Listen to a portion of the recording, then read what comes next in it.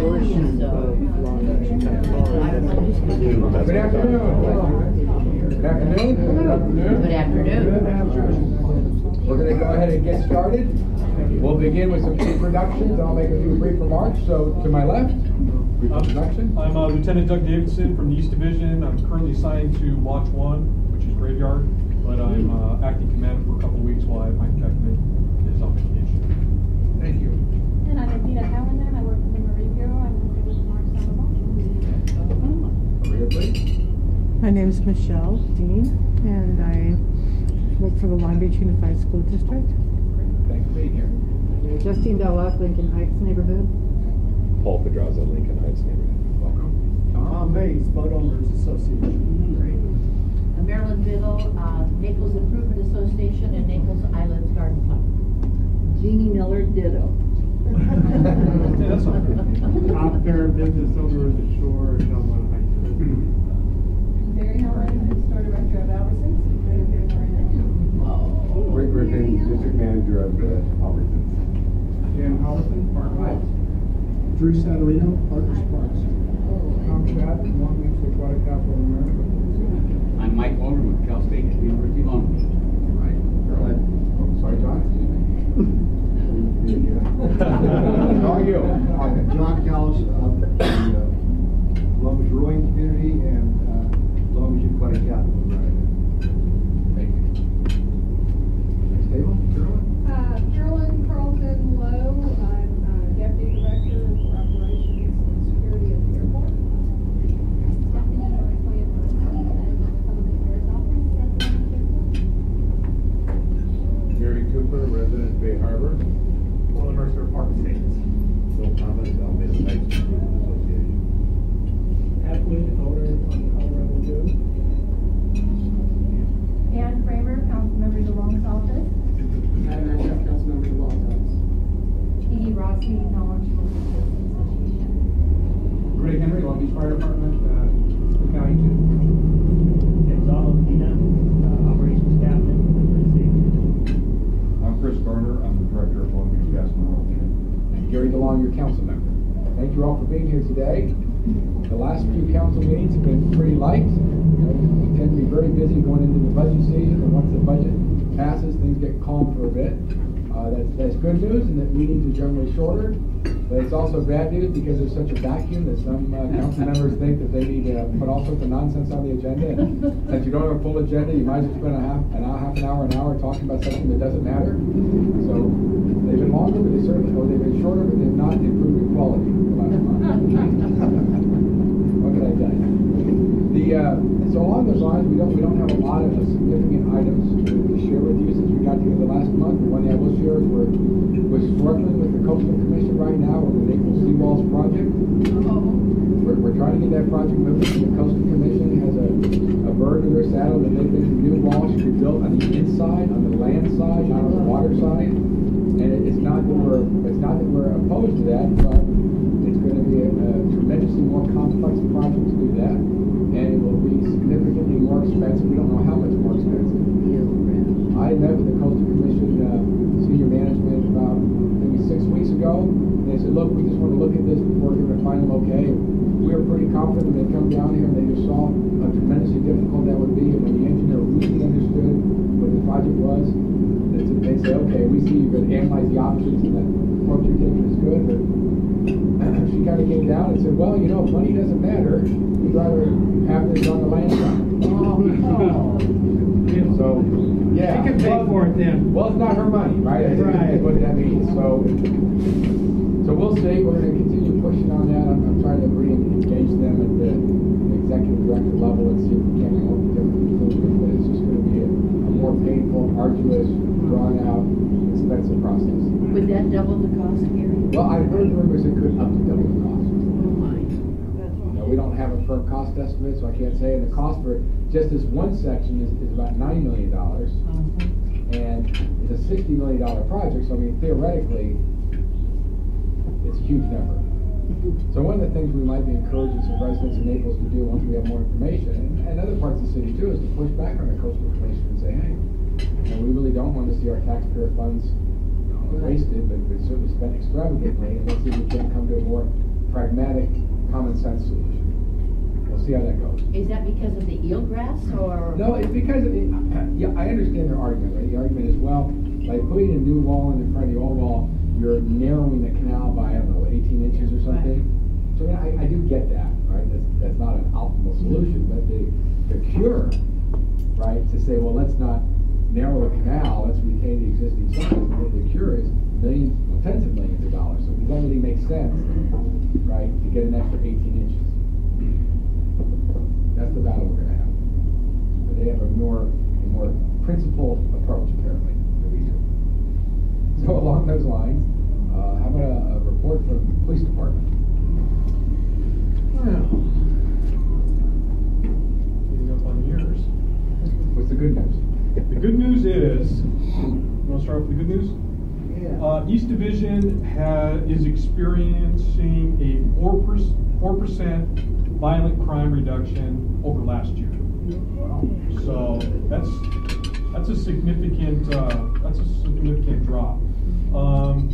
We did have a few robberies on 2nd Street to clothing stores, starting on 9/21 and continuing to 10/6. The suspect hit all 4. We do have good video. The detectives are working on it, and they seem to think it's the same suspect. So, let's talk about a little bit of situational crime, which is basically just preventing crime by reducing the opportunities for crime. Like to make sure that you have good lighting around your residence. The curb is painted clearly with your house number, or it's clearly visible from the street if it's on the structure. The shrubs or bushes around your house, they're not covering windows. Because most of the crimes that we see in the division, especially in East Division, are just crimes of opportunity. They don't want to be there any longer than they have to, so it's quick, it's in and out, and by the time you get home and realize it and call us, he's probably not in the city anymore. So if we could do that just to make sure that you don't allow yourself to be a victim of the crime, the opportunity's not there for him to commit it. Having said that, we struggle a little bit, and we do the best we can with the current staffing levels, but auto burgs and auto thefts are still a main problem, kind of a mainstay here. They have been for quite some time. The staffing that we have to try to mitigate that is basically for you not to be a victim. Lock your cars. What we're seeing over the last month to 6 weeks is they'll just walk down the street and check the car doors that are locked. Again, in and out. They're not prying open the cars anymore. They're not breaking the windows anymore. Sets off alarms, alerts people. They don't really want that. Auto thefts. These are usually your older automobiles from the late 80s to the early 90s. Usually a Toyota model, Toyota truck, Camry, something of that nature are the ones that are being stolen. And they're just using them to go from point A to point B. Don't want to wait for the bus is too late. I don't know what it is, but they are recovered a short distance later or in a short time span. So, and for auto burgs, please don't leave anything of value in your car. Laptop computers are highly valuable, along with iPhones and a little bit of cash you might have in your ashtray, because those seem to be the high ones that they're going after. Also, book bags, they don't know what's in them. It could be nothing, it could be clothes, it could be your gym clothes, but they don't know that. So they're going to take the opportunity to try and get it if they can. So if nothing's visible, put it in your trunk or whatever. They're not going to be going through that. Also, crime opportunity. To commit a crime, they kind of look for the opportunity and a practical target. It goes along with personal and situational awareness. Just be aware of where you're at and your surroundings. You don't have to be paranoid. cops do this every day of their life, and we do it because we don't know any better, because that's just how we've been trained. But, you know, for you to look around like, hey, this might not be a great place to park my car, it's not very well lit, it's away from everybody, you know, might lend yourself to be a victim of an auto burg or an auto theft. And I would be remiss if I didn't mention Halloween is coming. Yeah. So a lot more people are going to be traveling in your neighborhood, people that don't normally live there. Pedestrian traffic will probably increase, vehicle traffic will probably increase. So we ask you to be on a little bit of aware on that if you're driving through. Also, you know, the chicanery that can go on with pumpkin throwing. I'm not saying I did that when I was, but you know, it can happen. So just some of the other stuff. And also, we haven't seen it recently, but I remember back in the late 80s when I got on, it was a prime opportunity for guys to dress up in Halloween mask and all that and commit robberies. So they haven't done that recently in the last 10, 15 years that I'm aware of. But, you know, you see, you know, older grown people dressed all up. You know, might be something to take a look at if they're not, you know, going to a party or something. So that's all I have. Any questions? Please, Marilyn. You know, the canals are a very favorite place for trick-or-treating and Halloween. Will we have some, and the fountain, you know, we've tried to talk to, or we have talked to Rite Aid about the sale of soap because the fountain is bubbling, and certainly bubbling at Halloween. Will we have some increased patrols in that area so we can kind of minimize What day's Halloween? the treating part of Wednesday, it? the So Wednesday, yeah. Well, you will have the walking beat 2nd Street unit. So we'll have them assigned there. Well, it would be very helpful. They know we had a year, but it's a couple hundred kids at the fountain. It turned out to be a problem. The next year they did, we just had a car come by I was like just gonna say. like at 6 o'clock, 6:30, somewhere in there. If you call, we'll come. Yeah, but they saw black and white and they just Right, they it's just scattered. took off. Right. They didn't even get out of the car. I mean, if you're there and you see 100 kids, 150, 200 kids, call us. We'll come out. Hey, you know what? There's, you know, potential. We got a lot of them out here. Is there any way that somebody could come by and we'll come by. We have no problem. Call 911. It's gonna happen no matter what. I mean, they're gonna come by. Oh. They've been doing it since, you know. Yeah, but for a staffing issue, I can't really, you know, assign someone there. But if you call, we'll come. So if you see them early, call right away. Yes, A couple of ma'am. years they've parked an empty police car in the area. And they don't know if there's people in it, or maybe they're out patrolling right around. And that acted as a very good deterrent. Yeah, it can, but on Halloween, I'm a little bit. Well, that's true. You need the car. I'll come back and it won't be there. It won't be the same color that I left it. So, the best thing I can say is because that is an overlap staffing day. Wednesdays is an overlap for the police department. So we'll have more than usual staffing based on, you know, call it and say, you know, holidays, whatnot. But that is typically the heaviest day because they split the weekends. One half goes home. You know what I mean? How that works out. So Wednesdays is usually a more deployed day, as we see. Any additional questions? Thank you for that report.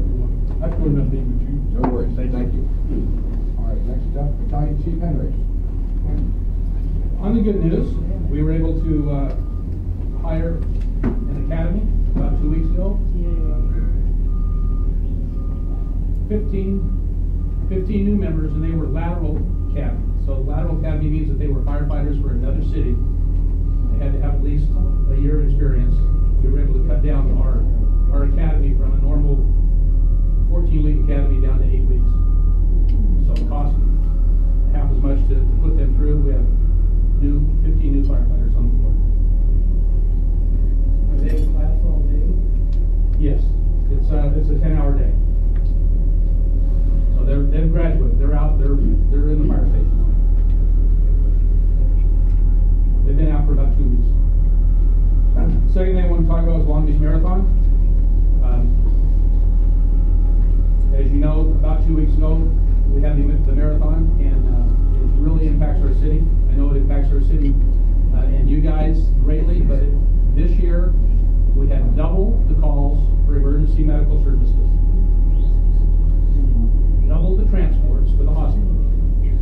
At one time, we had no paramedic rescues left in the city because we were downtown taking care of this situation.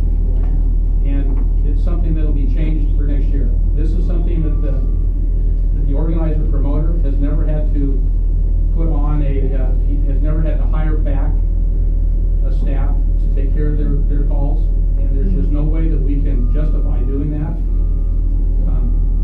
You know, we had Orange County paramedics in the city,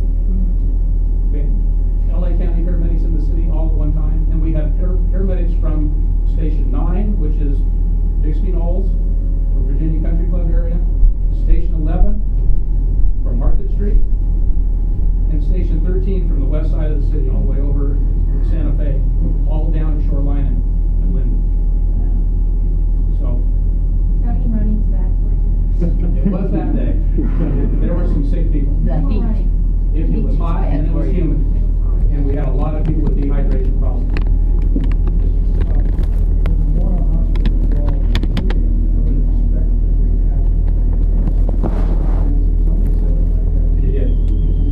They did, and they relieved us of a lot of duties. They actually treated 30 people inside their emergency. They had a mobile emergency room that came in from the Department of Health Services, and they had doctors, nurses, the staff that they were actually starting IVs and rehydrating people that we normally would have had transferred to the hospital. So they had 30 patients that they took care of without us even being involved. They also had 6 tents out along the route, and they had EMTs on golf carts that were going out and bringing people back to the tents.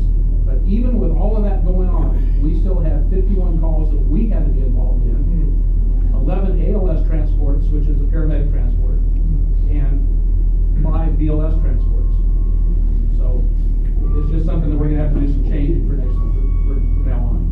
Who pays the expenses for all of that? Pardon me? Who pays the expenses? Yeah, especially like when you get paramedics from Orange County or... That's all done on an automatic aid agreement between the cities. Oh. So there's no money involved. The part that I have a problem with is the promoter has 20,000 athletes at about $85 a pop for an athlete, and we are providing service at no extra cost. We're just trying to do business as usual, and we can't do that. So that there will be some significant changes to the way that program is set up next year. Yes, sir. I want to take the opportunity on behalf of Long Beach, the Todd Cancer Institute at Mental Hospital, and also School Across America, Volunteer Flight Across America, for the lifeguards and helping us out with this major event. They were fabulous. They were on surfboards and they were really good helping us with control.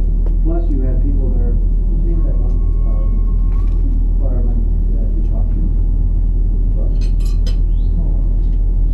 Scott Dixon was a huge help to us because he all of a sudden set up an emergency aid station for people that were injured.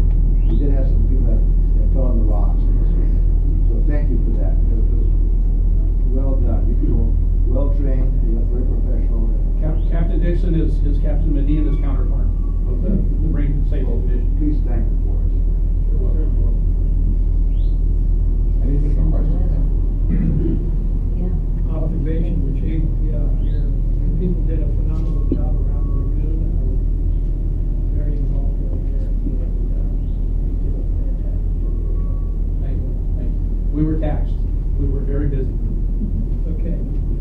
The other thing I wanted to talk about is, I'm not sure if you have noticed or not, but there is an engine and a truck at Station 14 currently. It's there on a temporary basis.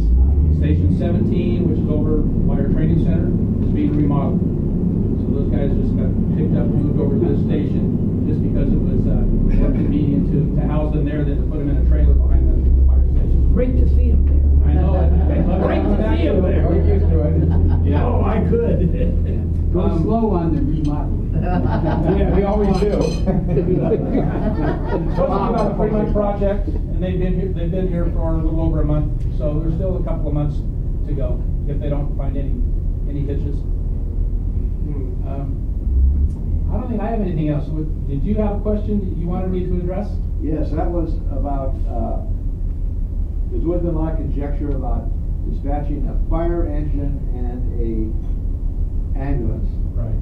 For an emergency call. And probably one of our #1 questions that we get from any group, if we do a school tour, mom and dad always ask the question, how come you send a fire engine when I call for paramedics? Well, if we have 23 fire stations spread out through the city, and we only have 8 paramedic rigs, chances are there's going to be a fire engine closer to you than a paramedic rig. The other good part is, most of our fire engines have a paramedic on board. So you're going to get the quickest care by getting that fire engine, which whoever's nearest to your neighborhood, you're going to get the nearest fire engine that probably has a paramedic on it, as that other paramedic rig is on its way there. So your treatment can get started within 3 minutes of their goal, while the paramedics that are spread out, that are more sparse in the city, are on their way. Thank you. Well answered.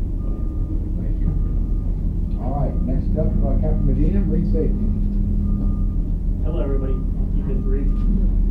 We're gearing up for swift water for a rainy season, so our swift water teams made up of Marine Safety Division personnel, firefighters out on the engines are gearing up, and that usually entails a lot of training at our new Marina Park facility, as well as going up to up north and training in rivers, fast-moving water. And these are highly skilled, specialized guys that are really good at getting into a fast-moving river, which is very dangerous, as well as extricating people out. So we're gearing up for that. On a positive note, we just were notified that as you know, we have one of the best junior lifeguard programs here in Long Beach, and we were notified that Hannah Levy, who's in the A group of our junior lifeguard program, was just awarded the 2012 California Junior Lifeguard of the Year award.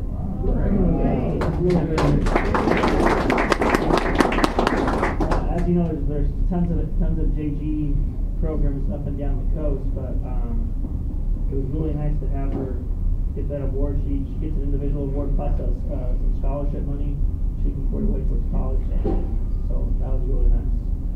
And it's obviously the hot weather's kept us busy, but that's all I have for marine safety. If you have any questions, oh yeah, I do want to touch a little bit on last week we had a Tonga boat, which is usually a boat of Mexican nationals who come down, and they made a landing at 60th place Oceanside or 70th place Oceanside. We ended up, and so that whenever that happens, that becomes a multi-agency law enforcement type of event with Coast Guard, Long Beach PD, immigration, and a couple other agencies that I never even heard of up to that point. Long Beach, we're involved with it on the fire department side, obviously, because whenever we found 5 or 6 life jackets up on the jetty, but we found no people. So, we're always concerned from a rescue point of view. Are the people in the water, did they make it, did they not make it? Our feeling is that they probably didn't intend to go in there, but as you know, we had that little cell that came through that was rain. And they probably made an emergency and said, well, we're going to land here. We're just getting kind of rough out here in the ocean. And this is a 30-foot open boat with a 4-stroke type engine. And so, yeah, at the end of it, that boat becomes it's kind of a part of a crime scene. So marine safety personnel ends up swimming the boat out, and it gets towed out by Long Beach PD, and they use it to continue their investigation. So, Probably looked like CSI was filming or something out there. It did. We had everyone. That was the morning that night was the big light show with the lightning and all that. So they had a fun ride. Wow. In regards to swiftwater rescue, is it ever considered, or is there an opportunity that if, let's say LA County can get one of their larger copters down here, that you'll use one of PD's copters, and is it possible that it can be used for that? During the Long Beach PD, if we're on a swift water call where we believe there's a victim in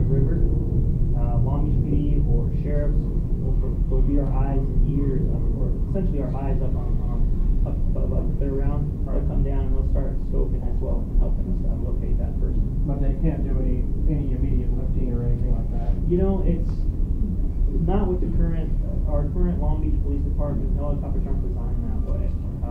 Sheriffs do have chopper.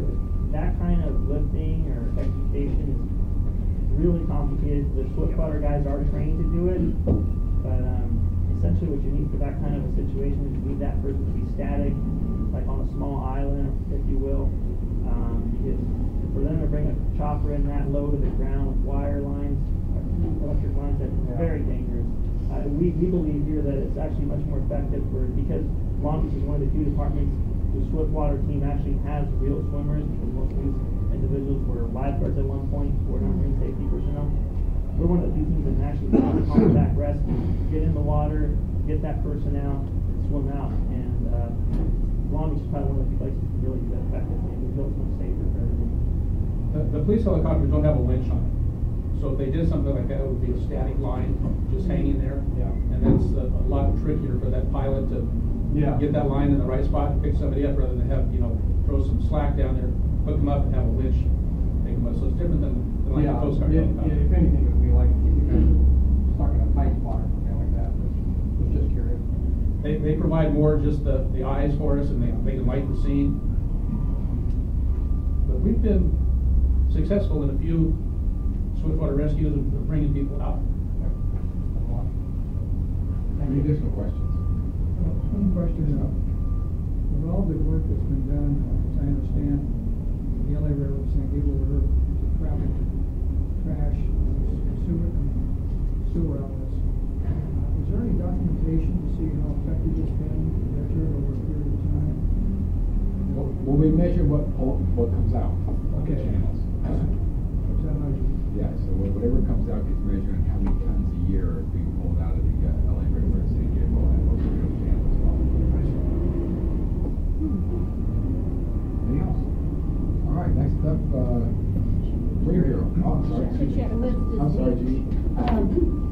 There's a lot of confusion, at least in our neighborhood, because we're on the water and such, is with the marine safety, everybody wonders what happens to the lifeguards. And when they call, like, lifeguard headquarters, it says marine safety, and they get like, well, but we want lifeguards. And then the fellow will say, well, we are the lifeguards. Yeah, over 15 years ago, we had what used to be a lifeguard agency who was under Parks and Rec, who joined the Long Beach Fire Department. And over the years, that agency is integrated into the fire department, but they are like a division of the fire department. And it's almost like an elite group of individuals who primarily focus on water-related activities. So yes, if you call up, it'll be, good morning, this is beach operations, the Marine Safety Division. But there is a Marine Safety Division, and that classification for that Marine Safety Officer, it just makes sense to call it the Marine Safety Division by the chief. And I think it works, but there's still lifeguards, we still have our lifeguards out on the beach, but for the professional individuals who are there year round, that's where they start transitioning into that Marine Safety Officer, Marine Safety Division. That's where they're recognized. Does that kind of answer your question? Oh, it does. Good point. You have to realize I'm from The last name's Miller, right? family. Last name's Miller. All right, thank you very much.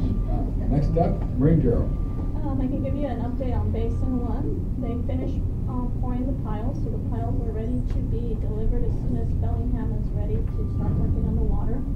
Bellingham right now is making the floats, and we are hoping to start driving the piles in mid-November so that they can finish docks 1 and 2 by the end of April. And then we can start working the docks 3, 4, and 5, which will be done by the end of June, and hopefully moving days somewhere end of July. That's Basin 1. Questions? Any questions on Basin 1 rebuild? So far, so good. On Basin 4, we're working on the lighting for the restroom, because we heard from some of the owners that they didn't like it. But we're having Bellingham worked with planning and building because those are the lights that are up to code, but like we drove by there at night, we recognize that it's very industrial. We don't know if it's because of the building, the color of the building reflecting, maybe there's no landscaping, but we're trying to figure out how to kind of soften the lights. But then we have another issue in that the boat owners on the opposite side like the light because it provides safety for them. Sure. So we're gonna have to try to figure out how to finesse that to make both sides happy about that. So any questions on that? You did a wonderful job with Basin 4, but I'm concerned about the railing. Has that been anodized? Those, like, does anybody know? No, I can double check for you. We I don't do see that why they with wouldn't have been. John Callis. I'd like Hard to know. anodized. They are? Yeah, I would have thought so. Ask if they're hard anodized, not just anodized, but hard anodized. So is something going on with them? Well, because if they're not anodized, they'll corrode. Right, I'm pretty sure they are, but I will double check for you, sir. Please. Thank you. The question over here, Marilyn? And you're repainting the bathroom, is that Yes, correct? yes, we are. Different colors have been given to the homeowners that are getting together, and we're gonna do some kind of like text coat thing that's a little bit lighter. They're supposed to give us the, colors, I think by next week we get the different. It's gonna be repainted. And then working on landscape also. Yes. Yes, sir. Yeah, do you guys have a projected completion date for the rest of the marina over here? For the rest of the basins? All of them? meets No, spec. sir. We're gonna go one by one. After we're done with basin 1, we're gonna try to do basin 5. And then it all depends on how much funding is available. Answer your question.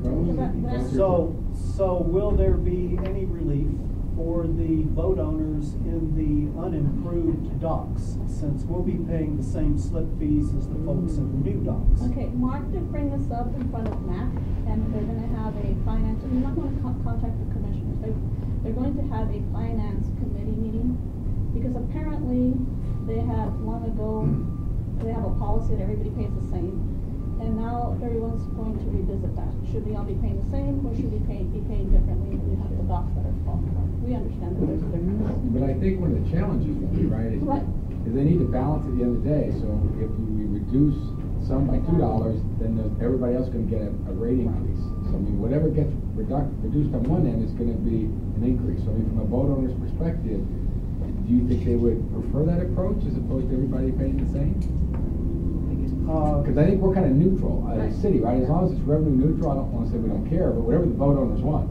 I can look into that. The issue is that we, at the Boat Owners Association, are aware of the sense of inequity that seems to be occurring now, especially since the completion date on the rest of the areas of the marina is just sometime in the future. We have no sense of when we'll get new docks. We're flexible on our end. I mean, as long as the number is the same at the end of the day, right, to pay the debt service. I don't know that we have a strong preference whether there's 3 different tiers of rates or an average one in the middle. So we would look to the boat owners for you guys to say, well, what do you think is the fairest? Do you want to have different tiers and some people pay more than others? Or no, we'd rather just have it all and somebody was fortunate to be on the front end as opposed to being on the back end. We're open. But what we couldn't do is we couldn't just do a rate decrease for those that didn't have the improvement, because then we'd have a cash flow problem. We'd have to make it up somewhere. But you're running a good surplus now. Yeah, you are. That's what you're asking. Yeah, exactly. John. After all the dust settles on the rebuild and the rest of it, I can visualize it, and I'm sure others can visualize, there will be a security system within not Marine Stadium, but the entire Almeidas Bay area, a series of cameras that will provide much more safety than we have right now, and maybe can be monitored by that is one of our goals, is to be able to tap into the yeah, that makes a lot of good sense. I used to work on the embassy in Paris, in London, and London really on top of this, and it proved out to be very beneficial. So I can visualize this, and I don't have to see a study group. Our own Dan Halverson has a huge background in this. Why don't you have him head up a group and study this? Congratulations, Dan. Would you mind, Dan, helping us out on that? Not all. Is name is Halverson. Is it Halberson? Oh, we know Dan. All right. Okay. What else do you have? Anything else? That's it, unless there are any questions. Any other questions? All right, thank you very much. I appreciate that. Dee Dee, Belmont Shore update? Yeah, this Saturday we're having our art walk to celebrate Arts Month in Long Beach. We have over 32 stand-up artists that are going to be displaying their art. We're going to have over 40 chalk artists also, kind of partnered with Justin Rudd. He's going to bring his chalk artists in. We're going to have ballooning, face painting, things like that for the kids. We now have art in our different businesses, and we all actually judged it from Naples, Rogers, Westerly, Wilson, Fremont. So it's pretty exciting. The kids all win actually first, second, and third in each age group, and then they actually win yoga cards and cupcake cards and things like that. They all get something just for participating. But the parents like it. We like it because it brings the parents down. Hopefully they go in the store and they're looking for their kids' art. So it's a pretty fun deal. So you guys have some time to stroll on down. We don't block off any streets that day. Wednesday we're having something new. It's a pep rally on Wednesday, and it's right before the homecoming of Holly and Wilson. And basically, a lot of our business have signed up, and both schools will be selling wristbands for $10. They've been selling them now, and they'll sell them then. So if you buy a wristband for $10, or you can buy one for $15 and get a T-shirt to go with it. You'll go into a store, or you get a free dessert, and if you go into a restaurant, or you get a cupcake at the cupcake place, or this and that. So we're just trying to generate a little business, and then hopefully raise some money for both those schools so they can keep their activity programs going.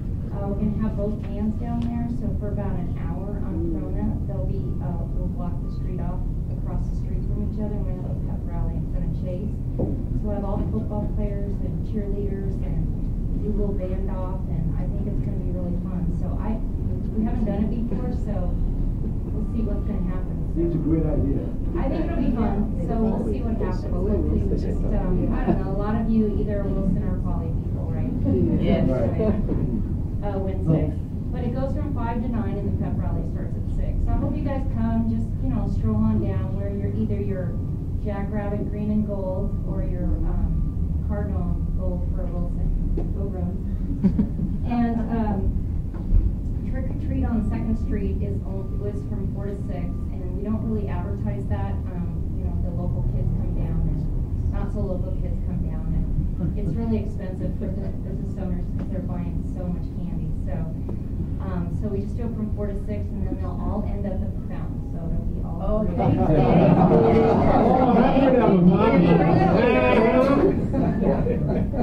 Don't bring the soap, Didi. Yeah. Bring the soap. Well, I want to thank Gary's office. We have some complaints on, the bridge going from Belmont Shore to Naples and then Naples back. We have some bird droppings, a lot of birds on there. So Gary has approved to get some bird spikes on each of those lights. So we'll see how that works. And also going to clean the bird droppings off from under. So because I have been getting calls, especially, we had one call, and now everybody's calling. So I don't know if they heard about it or what. So just so you can comfortably go from Naples over to Belmont Shore without a bird dropping. We're used to cleaning up the mess after council meetings, so. Yeah, we'll be out with a pail, Gary and I, scrubbing the, Anyway, so we thank you for that. You're welcome. We're pretty excited about it, so. Any questions? October's busy month, Belmont So Shore. that next Wednesday for the pep rally? Yes, the 24th. Anything else for Dee Dee? Thank you, Dee Dee. Update from the airport? Yes. For those of you that don't know me, I'm Carolyn Carlton hyphen Lowe. I'm one of those hyphenated ones. As I mentioned earlier, I'm a deputy director for operations side of the house. So everything that happens, security, anything on the airfield, I call my people the backbone of the airport. If they're not working, then the airport doesn't work. I'd like to tell y'all that Mario sends his regards. He's sorry he's not here. He would be, but he's on a flight right now from New York. He's been in New York City with the CVB representing Long Beach, doing a big presentation to several different groups in the New York City area, including magazines, media, TV, travel groups, talking about Long Beach and putting Long Beach on the map for people in the New York, Connecticut, Massachusetts, New Jersey, Eastern Pennsylvania area, because when they hear Long Beach, they think of New York, they think of other places, they don't think of Long Beach, California. And if they've even heard of us, they don't necessarily realize that we're a gateway airport for Southern California. And that is what the airport and the CVB are doing this week in New York, getting our name out and all the things that we offer for travelers. And you know, we really believe this is going to be successful, and the big push is to get more conventions to come here, and also leisure travelers to know that if they're going to Disneyland, well, guess what? You can get there very easily from here, and we certainly have less traffic than LAX and John Wayne. The other things that are happening that you may have seen on television is the big job fair that's occurring this week. There are 110 jobs at the airport. They are not airport city jobs. They are airport concessionaire new jobs. When our new concourses open, there will be new restaurants and news and gift shops that will open. And all of those shops and restaurants are partnered with local businesses. So when you go to the airport for a flight, come December and January, I think you will really like what you see. And there are several Long Beach restaurants that are represented, and also Long Beach businesses as well. We're very excited about that.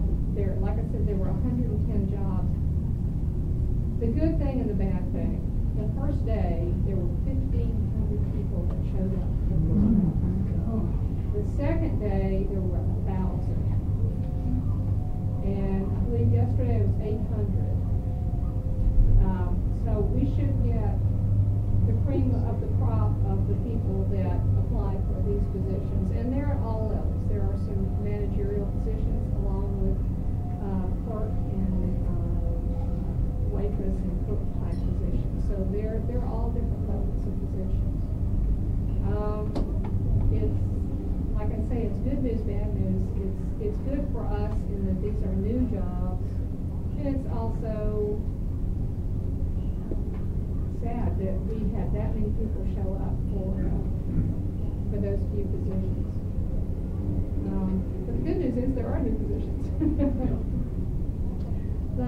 The third thing I want to mention is we will be opening to the public the new concourse the first week in December, where you see it before it does its hard opening, and then give you an opportunity to walk around and see what it's going to actually look like. But we don't want to announce the exact date of the grand opening, but it'll be sometime the first week in December. Any questions? Yes, nothing else. Any questions for Carolyn? Colin, please. The new developer that acquired the 717 facility of Boeing, is there any indication of what their plans are? Not that I'm aware of, but I'll find out and let you know, but I have not heard anything. Okay, thank you. Thank you. Next up, our guest speaker today, Chris Garner from Long Beach Gas and Oil.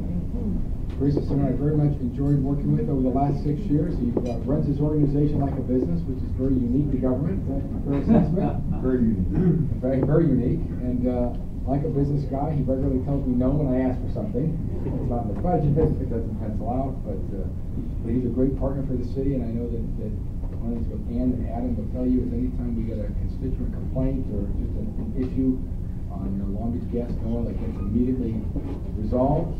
And usually there's a long story behind it that we're not quite aware, but it doesn't matter, they still go out and take care of it right away. So very, very efficient, very cost effective, very customer service focused organization. So with that, what do you have to tell us today? Good. Well, thank you very much for inviting me here. Most of you probably have no clue what our department does. We're the Department of Gas and Oil. That's happening. And that's a good thing. We try and stay under the radar. If we're doing our job well, you don't think about your gas bill. We don't think about where revenue goes. You don't think about the oil operations offshore and onshore. But as Gary says, our department tries to run like a business. We have 3 very unique business operations. We have a full-service natural gas utility, the only one of its kind in Southern California. We have the oil operations, which is unique in the world in Long Beach, and then we have our surf trash to energy power plant, where we take trash and convert it to electricity. So I'll touch on each one of those real quickly. The gas utility in Long Beach was started in 1924. In 1923, there was quite a few little private gas companies with manufactured gas in the Long Beach area, and the residents thought the prices were too high, and so they decided to form a gas utility. So in May 1924, we began as Long Beach Gas Department. We grew with the city, obviously, as north and eastward as the city grew, and so we now serve the entire city of Long Beach and the entire city of Signal Hill. We have about a little under 150,000 customers, making us the 5th largest city-owned gas utility in the United States, the largest one in California. We operate the business. You get your monthly bill. Let me touch on that a little bit. The way we set our rates is set by the city charter. We do a regular review. For most utilities, private or public, they do cost-based rates, meaning they look at their costs, they come up with what that is, and then they tack on some type of margin on top of that, either for the shareholders or for profit for the city. Our situation is very unique. We have market-based rates, meaning we have to run like a business. Our rates are compared against our market competitors, which in our case is Southern California Gas Company. Southern California Gas Company is the largest gas utility in the United States, and they surround the city of Long Beach and Signal Hill. And so we set our rates based on their rates. And most people they assume that means our rates go up all the time, like SoCalGas. We've actually had, I think, 4 or 5 rate decreases over the last 10 years. So our rates today are roughly where they were back in the late 80s on gas bills. That makes up about 1/2 of your gas bill. The other half is the natural gas commodity. We go out and buy the gas commodity on a deregulated competitive marketplace, so we compete with every other gas buyer in the country when we buy our gas. And we have some incredibly great gas supply contracts in place right now. One is a 30-year deal we did back in 2007. It's called a natural gas prepay. It was the first of its kind in the country, where we did a deal with Merrill Lynch, Bank of America, and pre-bought 30 years worth of supply on behalf of our customers.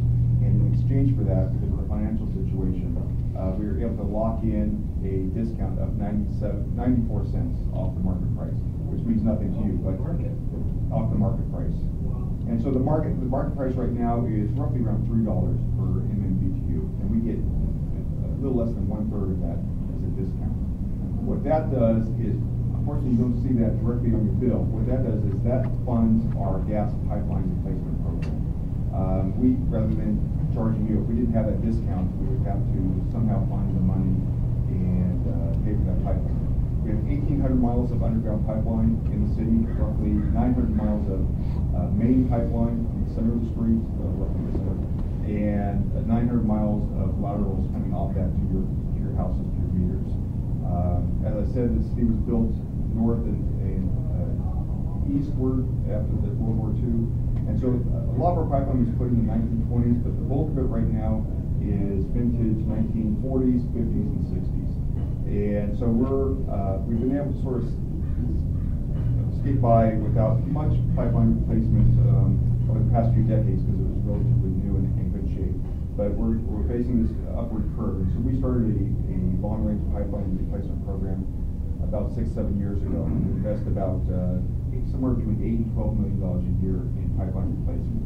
And we have a program in place. The pipeline itself is in fantastic shape. We have to, by law, walk every inch of that pipeline in the city of Long Beach. If it's residential or it's once every 4 or 5 years, we have to walk by there. We have electronic snippers. You can basically see a guy walking by with a wand, and it registers if there's a gas leak. So we mark that down. Obviously, if it's significant, we go in there and replace the pipeline or repair it. And we keep track of that on our GIS system. So that helps us target which pipeline should be replaced on a long-term basis. With 1,800 miles of pipe, we have to do quite a bit each year. And you don't have a lot of people, residents such as yourself or city council members saying, please dig up our street and replace this pipeline because it's invisible to you. You don't think about it. But we monitor it, we keep track of where the leaks are, and so that we can target where the replacement is. Something new as far as technology, 2 things on the pipeline side is, a few years ago, probably about 10, 15 years ago, all our pipeline in Long Beach was steel pipeline. And nothing wrong with that, except it's very expensive because when you replace that, it's very heavy, obviously. And these slices depending on the size of the pipe. And it's very heavy. I've got special trucks. We have to have cranes to put that in place. It's very hard to transport. It's hard to store. We transitioned to plastic pipe. And you'll see the yellow plastic pipe that we installed. Depending on the diameter, you can get it, purchase it in rolls. And so we can wheel it out there without a truck. The truck has to pull the wheel, but it goes out there. And then we just spin and wind that. We do many feet of pipeline without having welders, without having the cranes involved. Something else that, as far as technology on the pipeline side, is we have gone to boring. Wherever we can, we bore rather than trench. The traditional method is to trench down a street. That takes time, it's inconvenient, it's dirty, because you're digging a trench for 200, 300, 400 feet. Now we try and bore, which is, there's a machine that, as the name implies, it bores down the street underground, so you don't disrupt the pavement of the street. You have to do it every so many feet, but it's much less obtrusive and you can do it much quicker, much less expensively. And so we're doing that. A good example is on Willow Street, south of the cemetery up near Signal Hill. We just did a large expansion there. Didn't disrupt traffic. The job was much quicker, and you can hardly tell any impact upon the street surface. So it saves the city quite a bit of money. On the billing side, our bills, when I say we compare ourselves to Southern California Gas Company, our bills or your bills are lower than they are if you were a customer of Southern California Gas Company. And there's several reasons for that. Right now, our rates are slightly lower than SoCalGas. Our commodity that we purchase is less than what SoCalGas is buying their gas for. And on top of that, we do not have surcharges that they do. They have a surcharge for, we pay for the California Public Utilities Commission. They have a surcharge for their low-income program. They give a 20% discount. We give a 5% discount for low income. But we do not surcharge the customers for that. We just see that out of our profits. They have a surcharge for franchise fees that they pay.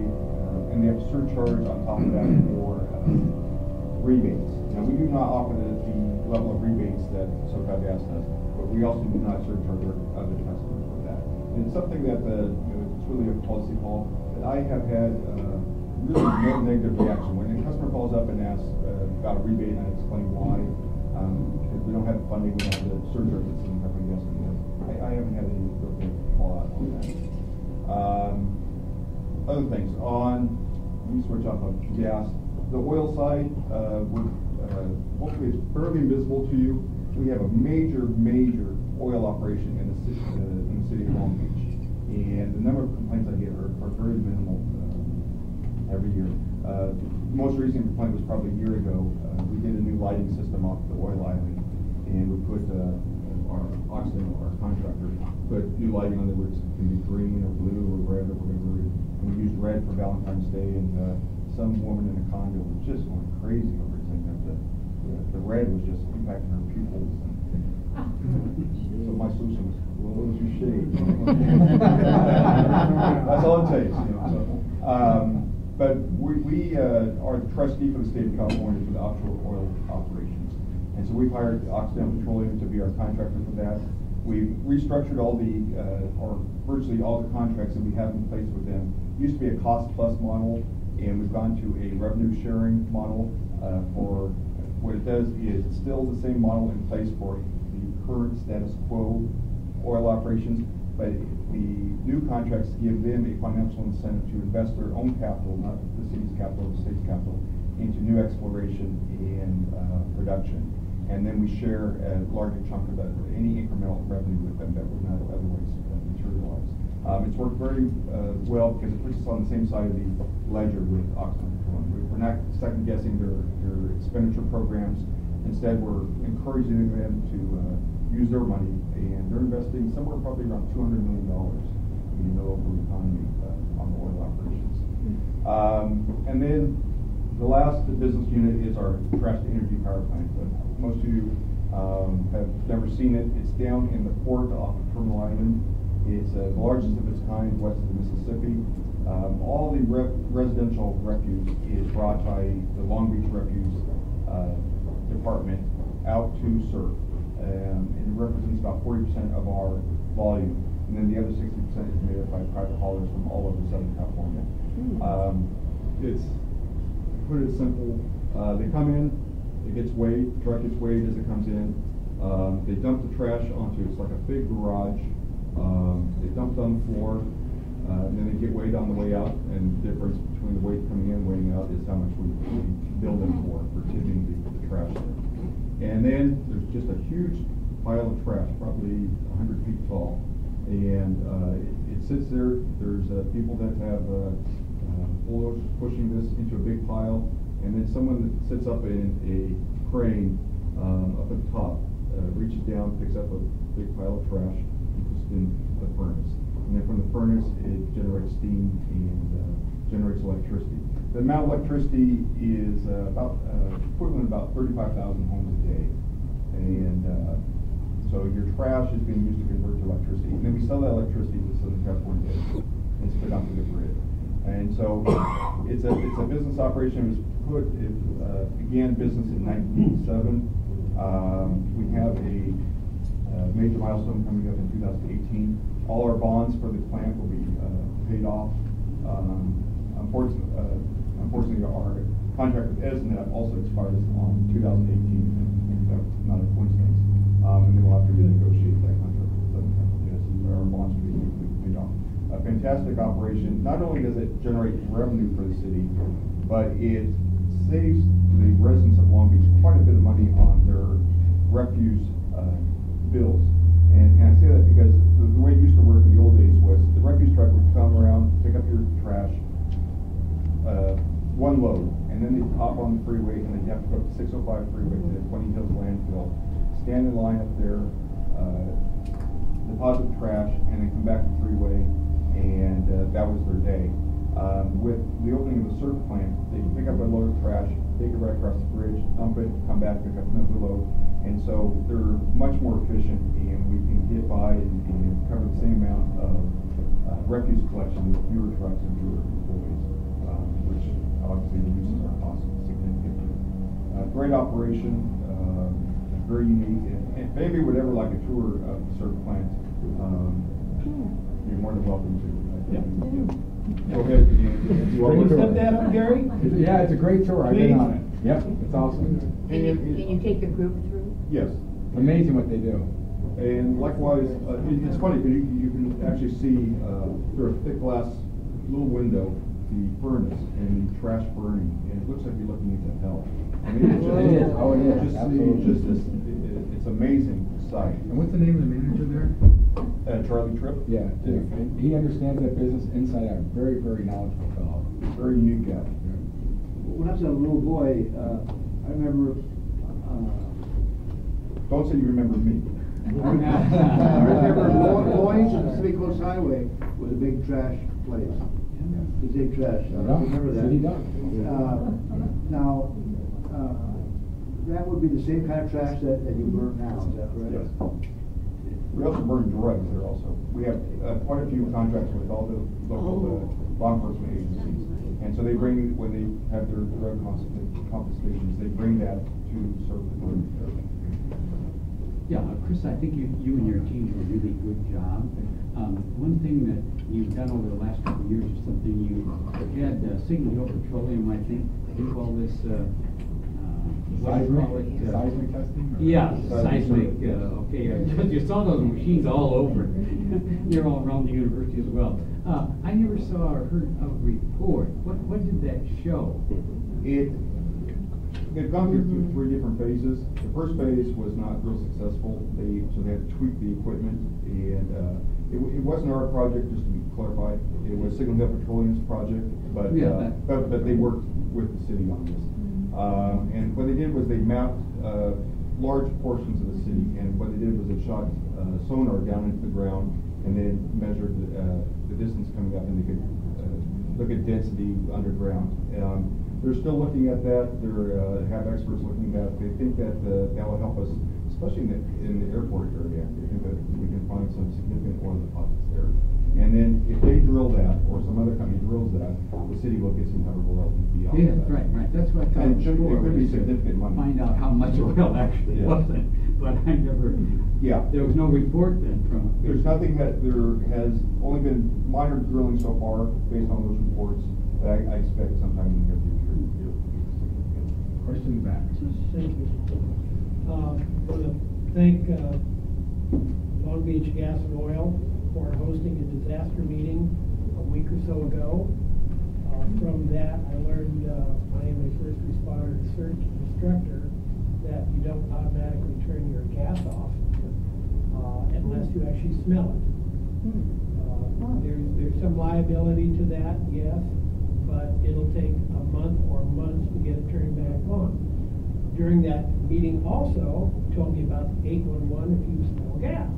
This morning, late last night basically, we had a contractor come in looking at our cellar that used to have a fire heater thing anyway, and he went down and he said, I think I smell gas. Well, I called 811 this morning, and immediately your guy came out, I mean, within 30 minutes, and he said, yes, you have an old valve like this on the gas.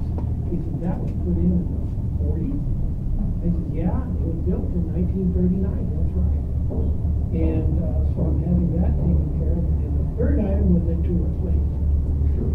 I'd also, speaking of tours, I'd offer a oil lighting tour also. If you've never been out to the oil lighting, we'd be happy to. It was always full. It's a fascinating operation. You see it offshore, and again, hopefully it's invisible, but you see the palm trees. But what occurs on the other side of those walls just last week or the week before. Yeah, I know. Maybe just give an update on the Oxy deal, the additional exploration we're doing.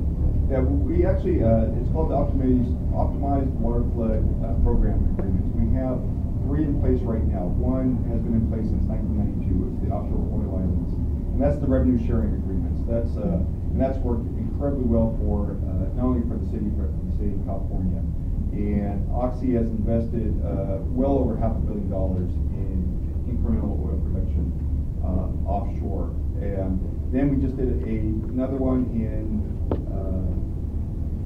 probably 2010 with the Harbor Department with Mike Walter's help for the cities and the states.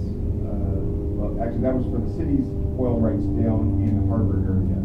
And then we did another one just recently with the state of California and Oxy Petroleum for additional area down in the port area, but for the state of California's oil rights. And again, the idea is it gives the incentive to Oxy Petroleum to invest their own capital into the Long Beach field. And I think our upside to the city was $100 million over 10 years. If you remember, what was the upside to the state? Now, state, it's close to 400 million. And how long did it take the state to make a decision? It took us 6 years to. Doesn't cost us a dime, not the city, not the state. Yeah. We have no capital investment, it's all in the private contractor, but it took over 6 years to get to the state bureaucracy. The mayor was on board, or I mean, he came on board, looked at that, and said, yeah, we want that. It took 6 years to go through bureaucracy to get that deal done. It was mind-boggling. That's kind. Yeah, I'm proud of the city, especially when I look at what we dealt with in the state. It was just mind-boggling. Last question, Yeah, one more. Garner, and that in Fresno, Central Valley, they're big into recycling, and the refuse and stuff. They take that to the dump. But I'm making an area for the third trash can because I assume that Long Beach will be there at some point. My point is that with your burning paper as well as refuse, that wouldn't be necessary, would it? Well, I always tell my kids, every time you throw something in the trash, you want to make electricity. I sort of a unique view on these. Are you talking about for green waste or? Yes, the green waste separate bin. It actually, that's not undermined, but. I understand that. We've looked at that a couple of times, I've asked about it, I can tell you, every time we request, they say it'll add an additional up to $1 million in cost to Long Beach residents. That's the answer that I've received over the years from Public Works. Well, we paid for a third trash can up there, that's true. But with them burning it, actually, by the way, my father was instrumental in starting the research on that, on the burning cleanly in Los Angeles with LA County hazmat. So it probably had to do with that. Now, from a search perspective, it would help us to separate out the green waste. It actually would. Because it doesn't burn very well. And it takes up space in our. A lot of space. Right. 3/4 of my barrel is green. But I used to be head of public works for a while, twice. And You failed both times? Yeah, I failed both times. So heard that. And that's not true. So you'd like to do it again? No, I like my job right now. That's why I'm very careful of those 2 cents of public works. It's a very large part of that. It was helpful the second time. I thought you did a fine job. I forget about your from the refuse standpoint or public works standpoint, one of the problems that they have is it sort of goes back to your point on the marinas, but there are certain sections of the city where you don't have a lot of green waste. I mean, there's just, they live in condos or apartments.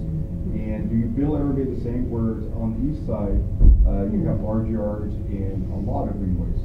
So basically, this side would be subsidized and this side and so on. And it got very messy. So then it was, well, you would just charge the people that put out and then you just went crazy. Oh, okay. The logistics on it. One real quick thing, one more thing on the gas side, a couple of new technologies. We're in the process right now of finally changing out our billing system. We've had a billing system that was in place since Jimmy Carter was president, and you can imagine that the technology has changed quite a bit. We literally had a guy, retired guy that was in charge of helping us fix the billing system, retired, living up in Oregon with a satellite on his RV, and that was our safety net for the billing system. So we're finally, it's a long process, but we should hopefully sometime in the spring roll out a new billing system and a new bill that should be much more modern. Absolutely. One last question. What's the forecast for a new meter? A new meter? I don't know what you mean by forecast. Meaning, are you guys looking at swapping out the existing meter to something newer that you'll be doing something in line with what the electric company's been doing? Yes and no. Automated meter reading. It's a controversial subject. It's in California, every electric utility is going to that because it's much different scenario there because you have the electric power source there for the electric meter. Gas and water is a little different because you don't have that power source. You have to do batteries. The improvements in batteries have greatly improved. We have companies touting 20, 30-year life on the batteries right now. So we are in the process of looking at, we just did an RFI for automated meter reading. The rest of California is going on the gas side for different reasons. They're doing it because there's really only 4 major gas utilities in California. There's Pacific Gas and Electric, which is gas and electric, San Diego Gas and Electric, and so they're doing the electric meter, so they're doing the gas meter at the same time. You have Southern California Gas Company and Southern California Edison. Edison's going to electric automated meter reading. SoCal Gas is because they're the sister company of San Diego Gas and Electric. So every other gas utility in California will have automated meter reading on their gas meters. So we're looking at it right now. We did an RFI. It looks like we think we could make it pan out financially. But we won't really know for sure until we do an RFQ and RFQ to have people but we got a great response that would probably occur, I'm hoping, to get that to the council sometime in the next 6 months or a year. And hopefully that'd be visible to you. It would be much better for you from the standpoint you wouldn't have the meter readers coming through your house in the backyard. We have a contractor that does that for us right now. All right, thank you very much, Chris.